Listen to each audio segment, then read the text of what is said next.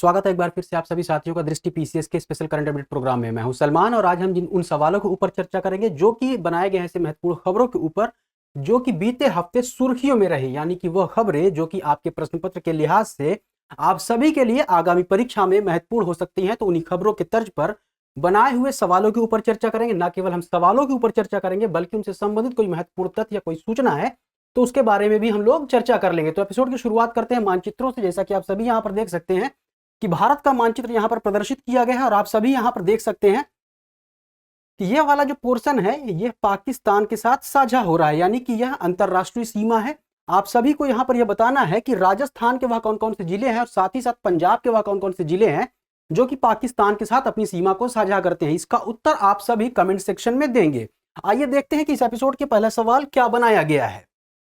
MIIRA यानी कि मीरा निम्नलिखित में से किसका संक्षिप्त नाम है? विकल्प है millet interstate initiative for research and awareness, millet international initiative for research and awareness, millet international initiative for recreate and awareness, millennium international initiative for research and awareness.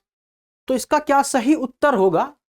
दरअसल अभी हाल ही में जैसा कि आप सभी को पता है कि वर्ष 2023 में G20 की जो अध्यक्षता है वो भारत के द्वारा की जा रही है और इसी परिप्रेक्ष्य में अभी मध्य प्रदेश के इंदौर में जो एग्रीकल्चरल वर्क ग्रुप है G20 के तहत उसके अंतर्गत जो भी कृषि प्रतिनिधि हैं उनकी एक बैठक का आयोजन किया गया था और इसी बैठक के अंतर्गत भारत द्वारा मोटे अनाजों से संबंधित उनके खपत और उनके उत्पादन के लिए एक मसौदा पेश किया गया है जिसे कि हम मीरा के नाम से जान रहे हैं, यानी कि इस मसौदे को MIIRA के नाम से जाना जा रहा है और इसका जो पूरा नाम है उसका पूरा नाम है millet international initiative for research and awareness. दरअसल इस मसौदे का जो मुख्य उद्देश्य है उसमें जो भी अंतरराष्ट्रीय स्तर पर बाजरा से जुड़े संगठन है उनको एक मंच पर लाना, उनको आपस में जोड़ना, यह भारत की तरफ से इसका उद्देश्य है और इसकी पेशकश भारत द्वारा की गई है। और जैसा कि आप सभी को पता ही होगा कि संयुक्त राष्ट्र द्वारा वर्ष 2023 को मोटे अनाजों का अंतरराष्ट्रीय वर्ष घोषित किया गया है। तो इसका जो उद्देश्य है मीरा का दुनिया भर के बाजरा अनुसंधान संगठनों को जोड़ना है और इसके अलावा भारत का जो एक सपना है कि मोटे अनाजों के मामले में अपने आप को एक वैश्विक हब के रूप में अंतरराष्ट्रीय पटल पर लाना, तो यह भी इसके अनुरूप हो जाता है। तो इस तरह से प्रश्न का जो सही उत्तर हो जाएगा बी वाला हो जाएगा। चलिए अगले प्रश्न को देखते हैं। राष्ट्रीय विज्ञान दिवस 2023 की थीम है global science for gender wellbeing, सतत विकास के लिए बुनियादी विज्ञान, वैश्विक समाज के लिए समान विज्ञान या सबसे अंत में है global science for global wellbeing. दरअसल राष्ट्रीय विज्ञान दिवस की अगर हम बात करें तो इसे 28 फरवरी को मनाया जाता है और इसे वर्ष 1986 में तत्कालीन प्रधानमंत्री राजीव गांधी द्वारा राष्ट्रीय विज्ञान दिवस के रूप में मनाए जाने के लिए घोषित किया गया था। और इसके पीछे जो मुख्य कारण यह है कि भारतीय वैज्ञानिक सीवी रमन द्वारा रमन इफेक्ट या जिसे हम हिंदी में रमन प्रभाव कहते हैं उसकी खोज के लिए इसे घोषित किया गया था कि 28 फरवरी को राष्ट्रीय विज्ञान दिवस के रूप में मनाया जाएगा। और भारतीय साइंटिस्ट यानी सीवी रमन को रमन प्रभाव की खोज के लिए वर्ष 1930 में भौतिकी का नोबेल पुरस्कार भी दिया गया। तो इस बार जैसा कि आप सभी को पता है कि भारत जो है G20 की अध्यक्षता कर रहा है, तो इसी के आलोक में यह जो दिवस मनाया जा रहा है वह global science for global wellbeing की थीम के तहत मनाया जा रहा है। अब यहां पर प्रश्न उठता है कि रमन प्रभाव क्या है। रमन प्रभाव बेसिकली मुख्य रूप से यह है कि जब एक वर्णी प्रकाश यानी कि मोनोक्रोमेटिक लाइट को किसी ऑब्जेक्ट के माध्यम से, चाहे वो ऑब्जेक्ट सॉलिड हो या लिक्विड हो, गुजारा जाता है तो जो उससे आपतित प्रकाश होता है तो उस आपतित प्रकाश के साथ ही साथ कुछ कम तीव्रता वाले प्रकाश भी देखने को मिलते हैं। और इस प्रभाव के कारण जो एक वर्णी प्रकाश है या जो मोनोक्रोमेटिक लाइट है उसकी प्रॉपर्टीज के बारे में पता लगाया जा सकता है। साथ ही साथ जिस ऑब्जेक्ट के थ्रू यह पास हो रहा है, चाहे वह लिक्विड हो चाहे वह सॉलिड हो, उसकी भी प्रॉपर्टीज यानी कि उसकी जो भी गुण धर्म है उनके बारे में भी पता लगाया जा सकता है। तो इसी के लिए सीवी रमन जी को वर्ष 1930 में भौतिकी का नोबेल पुरस्कार भी दिया गया था। तो प्रश्न का सही क्या उत्तर हो जाएगा? Global science for global wellbeing. चलिए अगले प्रश्न को देखते हैं। सवाल बनाया गया है शीन्यू मैत्री अभ्यास निम्नलिखित में से किससे संबंधित है? वायुसेना, थल सेना, जल सेना या सशस्त्र सीमा बल? दरअसल शीन्यू मैत्री अभ्यास जो है भारत और जापान की वायु सेनाओं के मध्य आयोजित होने वाला यह एक अभ्यास है। तो प्रश्न का सही उत्तर वायुसेना हो जाएगा और इसका आयोजन जो है जापान के कोमात्सु में किया जा रहा है। दरअसल इस अभ्यास को एक अन्य अभ्यास के अंतर्गत ही आयोजित किया जा रहा है और वह अभ्यास कौन सा है? भारत जापान संयुक्त सेना अभ्यास धर्म गार्जियन, जो कि 13 फरवरी से 2 मार्च 2023 के मध्य आयोजित किया जा रहा है। लेकिन जो प्रश्न पूछा गया है शीन्यू मैत्री अभ्यास, तो इसका आयोजन जो है 1 मार्च से 2 मार्च 2023 तक किया जा रहा है। यानी कि यह जो शीन्यू मैत्री अभ्यास है इसी टाइम पीरियड के अंतर्गत जब धर्म गार्जियन का आयोजन भारत और जापान की संयुक्त सेनाओं के मध्य किया जा रहा है, तो इसी के दौरान इसका भी आयोजन किया जा रहा है। और कहां पर? कोमात्सु में। कोमात्सु कहां है? जापान में है। तो यह स्थान भी महत्वपूर्ण हो जाता है। और यह भी प्रश्न पूछा जा सकता है कि शीन्यू मैत्री अभ्यास जो है किस अभ्यास के दौरान आयोजित किया गया, तो वह अभ्यास हो जाएगा धर्म गार्जियन अभ्यास। और यह अभ्यास भारत जापान की संयुक्त सेनाओं के मध्य एक आयोजित अभ्यास है। चलिए अगले प्रश्न को देखते हैं। HTT-40 का निर्माण निम्नलिखित में से किसके द्वारा किया जा रहा है? विकल्प है Tata advance system, Airbus, spice jet, Hindustan aeronautics limited यानी कि HAL। तो HTT क्या है? अगर HTT की हम बात करें, यह ट्रेनर विमान है एक तरह से, हिंदुस्तान टर्बो ट्रेनर 40। अभी दरअसल भारत के जो केंद्रीय मंत्रिमंडल है उसने भारतीय वायुसेना के लिए HTT-40 विमानों के लिए मंजूरी दे दी है। और इसी के मद्देनजर भारतीय वायुसेना का एक करार हुआ है, एक समझौता हुआ है हिंदुस्तान एरोनॉटिक्स लिमिटेड यानी HAL के साथ।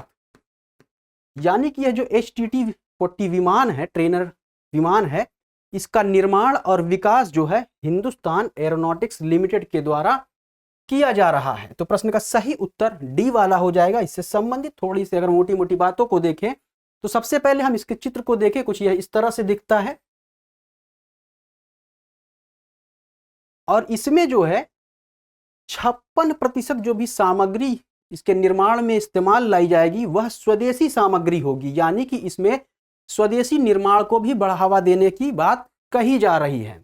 चलिए अगले प्रश्न को देखते हैं।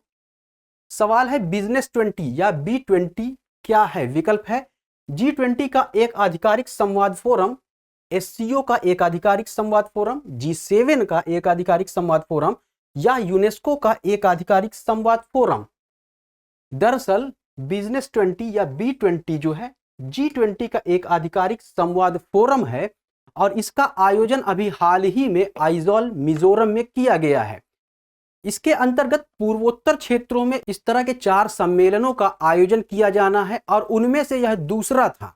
तो आइए इससे संबंधित थोड़ी सी मुख्य बातों को देखते हैं कि इसका क्या उद्देश्य है, इसका आयोजन कहां और किया जाना बाकी है। तो जैसा कि मैंने बताया कि यह जो है दूसरा आयोजन है पूर्वोत्तर राज्यों में। अभी 2 इस तरह के और आयोजन किए जाने बाकी हैं। तो यह आयोजन गंगटोक सिक्किम और नागालैंड के कोहिमा में आयोजित किए जाएंगे। और इस सम्मेलन का जो मुख्य उद्देश्य है वो पूर्वोत्तर क्षेत्र में वैश्विक और स्थानीय निवेश की क्या क्षमता है, वहां पर निवेश की क्या उपयोगिता हो सकती है या निवेश के क्षेत्रों में क्या क्या संभावनाएं हैं उनको प्रदर्शित करना, साथ ही साथ उद्योग क्षेत्र में बहुपक्षीय व्यापार साझेदारी के अवसरों पर प्रकाश डालना भी है, जिससे कि इन क्षेत्रों में जो भी निवेश है वो ज्यादा से ज्यादा आ सके और कुल मिलाकर के इन क्षेत्रों का विकास और तेजी से किया जा सके।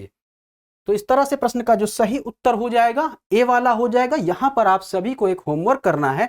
जैसा कि आप सभी यहां पर देख रहे हैं कि SCO और यूनेस्को दिया हुआ है, तो इसका फुल फॉर्म क्या है और इसके मुख्यालय कहां पर है ये आप सभी कमेंट सेक्शन में बताएंगे। चलिए एपिसोड को आगे बढ़ाते हैं।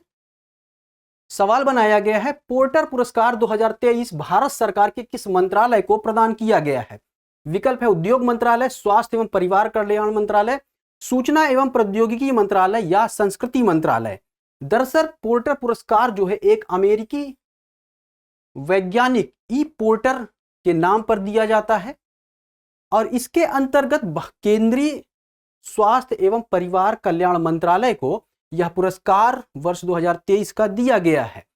क्यों दिया गया है? तो अगर इसकी बात करें तो स्वास्थ्य के क्षेत्रों में विशेषकर कोविड के दौरान जो स्वास्थ्य एवं परिवार कल्याण मंत्रालय द्वारा जो भी विभिन्न सराहनीय प्रयास किए गए हैं उसको देखते हुए इस विभाग को, इस मंत्रालय को सम्मानित करने के लिए यह पुरस्कार दिए जाने का फैसला किया गया है। और इसकी घोषणा कहां पर की गई है? तो अगर देखें तो प्रतिस्पर्धा संस्थान यानी IFC और US Asia technology management centre Stanford university द्वारा आयोजित द इंडिया डायलॉग में की गई है। तो प्रश्न में यह भी पूछा जा सकता है कि इस पुरस्कार की घोषणा कहां पर की गई है या किस सम्मेलन में की गई है? तो ये द इंडिया डायलॉग में की गई है और इसके अंतर्गत जो इसका थीम था भारतीय अर्थव्यवस्था 2023 नवोन्मेषण, प्रतिस्पर्धात्मकता और सामाजिक प्रगति। तो इस तरह से इस प्रश्न से संबंधित कुछ महत्वपूर्ण बातें यहां पर रही। आप चाहें तो इसका स्क्रीनशॉट ले सकते हैं। चलिए रुख करते हैं अगले प्रश्न की तरफ। अगले प्रश्न को देखने से पहले आप सभी के लिए एक सूचना है और सूचना यह है कि दृष्टि संस्थान की ओर से जो उत्तर प्रदेश लोक सेवा आयोग द्वारा आगामी मेंस की परीक्षा आयोजित की जाएगी उस पाठ्यक्रम के लिए कक्षाएं शुरू कर दी गई हैं और ये कक्षाएं ऑनलाइन मोड पर होंगी जो कि आप सभी को दृष्टि लर्निंग ऐप के माध्यम से उपलब्ध हो सकेंगी। इस पाठ्यक्रम से संबंधित कुछ महत्वपूर्ण विशेषताएं हैं या क्या सुविधाएं आप सभी को मिलेंगे यहाँ पर संक्षिप्त रूप से आप सभी को दिया गया है, लेकिन इससे जुड़ी कोई बात या कोई अन्य क्वेरी आप सभी चाहते हैं तो इस दिए गए संपर्क नंबर पर कॉल करके जानकारी प्राप्त कर सकते हैं और इस पाठ्यक्रम में प्रवेश लेकर के दृष्टि संस्थान के साथ जुड़ करके अपनी तैयारी को और बेहतर तरीके से आगे बढ़ा सकते हैं। चलिए अगले प्रश्न पर चर्चा कर लेते हैं। सवाल है, क्वाड सदस्यों के विदेश मंत्रियों की बैठक का आयोजन कहां किया गया? विकल्प है नई दिल्ली, बोगोटा, काराकास, कुआलालंपुरम। दरअसल ये जो चारों विकल्प हैं चार अलग अलग देशों की राजधानियां हैं।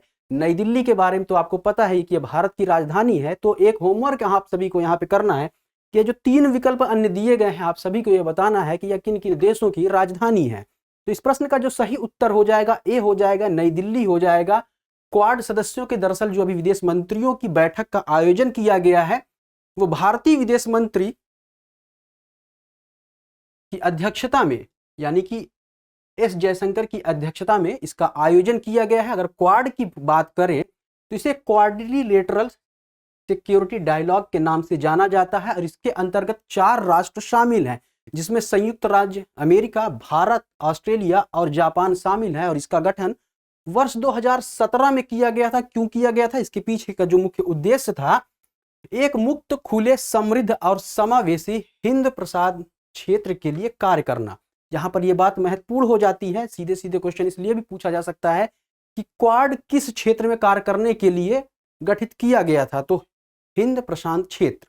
तो इस तरह से प्रश्न का जो सही उत्तर हो जाएगा ए वाला हो जाएगा, यानी कि क्वाड सदस्यों के जो विदेश मंत्रियों की बैठक का आयोजन किया गया था वह नई दिल्ली में किया गया था। अगला सवाल है, हाल ही में निम्नलिखित में से कौन नागालैंड की पहली महिला विधायक बनी है? विकल्प है रोजी थॉम्पसन, हेकानी जाखलू, सलहुतु क्रुसे या सबसे अंत में है हुकली सेमा। दरअसल अभी हाल ही में नागालैंड में विधानसभा चुनाव आयोजित किए गए थे और इन चुनावों में 4 महिला उम्मीदवारों को टिकट दिया गया था और उन 4 महिला उम्मीदवारों में से हेकानी जाखलू ने चुनाव जीत करके इतिहास रच दिया है, क्योंकि नागालैंड के इतिहास में यह पहली ऐसी महिला होंगी जो कि एमएलए बनी है। आइए इनसे संबंधित कुछ महत्वपूर्ण बातों को देख लेते हैं। तो ये जो सत्तारूढ़ पार्टी अभी वहां पर है उसी की उम्मीदवार थी, नेशनलिस्ट डेमोक्रेटिक प्रोग्रेसिव पार्टी यानी एनडीपीपी की ये उम्मीदवार थी और ये 48 वर्षीय एक सामाजिक कार्यकर्ता भी हैं। इसके अलावा यह वकील भी हैं और वर्ष 2019 में इन्हें वंचित समुदायों के लिए काम करने, उनके उत्थान के लिए काम करने के लिए नारी शक्ति पुरस्कार से भी सम्मानित किया जा चुका है वर्ष 2019 में। और यह इनका चित्र है। इन्होंने एक तरह से यह चुनाव जीत करके इतिहास रच दिया है और अब यह इतिहास के पन्नों में नागालैंड की पहली विधायक के रूप में दर्ज हो जाएंगी। चलते हैं अगले प्रश्न की तरफ। सवाल पूछा गया है, देश का पहला मरीना कहां बनाया जाएगा? विकल्प है उडुपी, हम्पी, कुर्ग, बीजापुर। सबसे पहले तो बात आती है कि मरीना है क्या।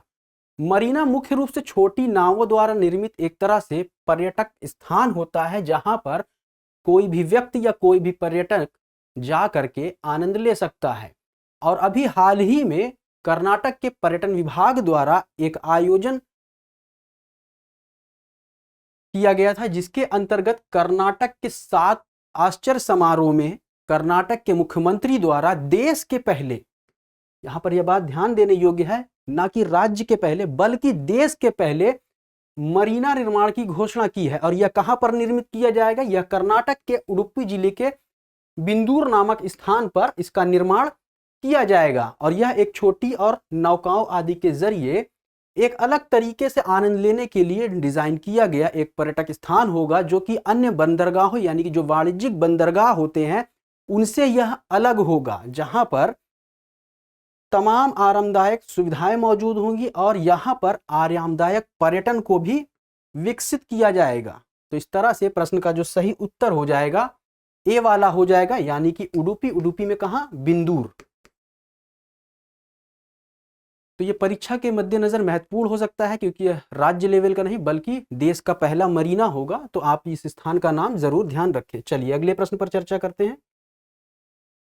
14वें राष्ट्रीय संस्कृति महोत्सव का आयोजन कहां किया जा रहा है। विकल्प है बीकानेर, भोपाल, लखनऊ, इंदौर।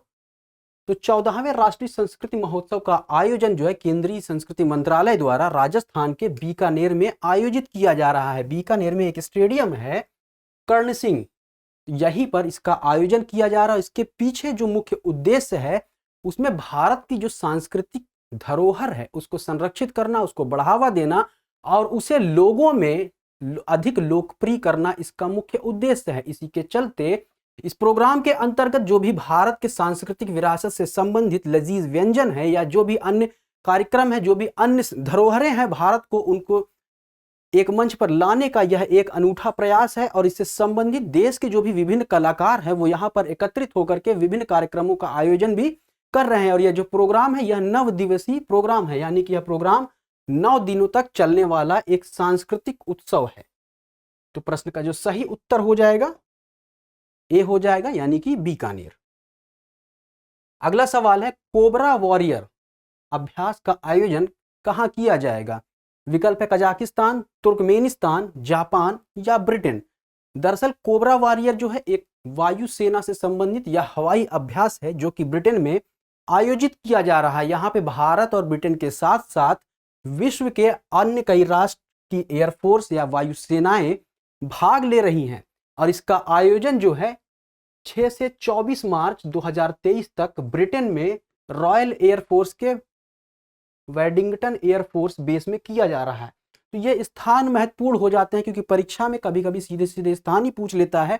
और यह एक बहुपक्षीय सैन्य अभ्यास है। किससे संबंधित है, वायुसेना से संबंधित है। इसके अंतर्गत जो इसका मुख्य उद्देश्य है उसमें जो भी विभिन्न वायुसेनाएं भाग ले रही हैं उनके बीच परिचालन का प्रदर्शन करना और साथ ही साथ जो उनकी कूटनीतिज्ञ है, जो भी उनकी रणनीति होती है कि यदि कोई ऐसा समय आ जाए कि जब इन एयरफोर्स का विभिन्न राष्ट्रों के द्वारा इस्तेमाल किया जाए तो उनकी क्या टैक्टिक्स होती है उसको आपस में साझा करना भी इस अभ्यास का प्रमुख उद्देश्य है। चलिए अगले सवाल को देखते हैं। डेजर्ट फ्लैग 8 का आयोजन कहां किया जा रहा है। विकल्प है कजाकिस्तान, ओमान, बहरीन, संयुक्त अरब अमीरात। दरअसल डेजर्ट फ्लैग 8 का आयोजन जो है संयुक्त अरब अमीरात के अल धफरा एयरबेस में किया जा रहा है। और इसमें भारतीय वायुसेना की 110 सैनिकों वाली टुकड़ी भी भाग ले रही है। साथ ही साथ इसकी खासियत यह है कि भारत के बाहर पहली बार जो भारत का लाइट कॉम्बैट एयरक्राफ्ट तेजस है इसमें पार्टिसिपेट कर रहा है। भारतीय एयरफोर्स के दस्ते में 5 LCA तेजस और 2 C-17 ग्लोबमास्टर 3rd विमान इसमें शामिल हैं। और यह खास इसलिए भी हो जाता है भारत के लिए कि जो लाइट कॉम्बैट एयरक्राफ्ट तेजस है यह पहले अवसर है जबकि भारत से बाहर किसी अंतरराष्ट्रीय हवाई अभ्यास में भाग ले रहा है। तो ये इससे संबंधित कुछ महत्वपूर्ण बातें रही। आप चाहें तो इसका स्क्रीनशॉट भी ले सकते हैं। यहाँ पर आप सभी देख सकते हैं कि UAE, France, Kuwait, Australia, UK, Bahrain, Morocco, Spain, Korea गणराज्य और संयुक्त राज्य अमेरिका की वायुसेनाएं भी इसके अंतर्गत शामिल है और इसका आयोजन 27 फरवरी से 17 मार्च 2023 तक किया जा रहा है। तो ये रहा हमारे आज के एपिसोड का अंतिम सवाल और इस सवाल के साथ आज के एपिसोड को हम यहीं पर विराम देंगे। हमें उम्मीद है कि इन प्रश्नों के माध्यम से जिन सूचनाओं और तथ्यों को आप सभी तक पहुंचाया गया वो आगामी परीक्षा में आप सभी के लिए महत्वपूर्ण होंगे। तो मिलते हैं अगले एपिसोड में, तब तक पढ़ते रहिए, आगे बढ़ते रहिए। शुक्रिया।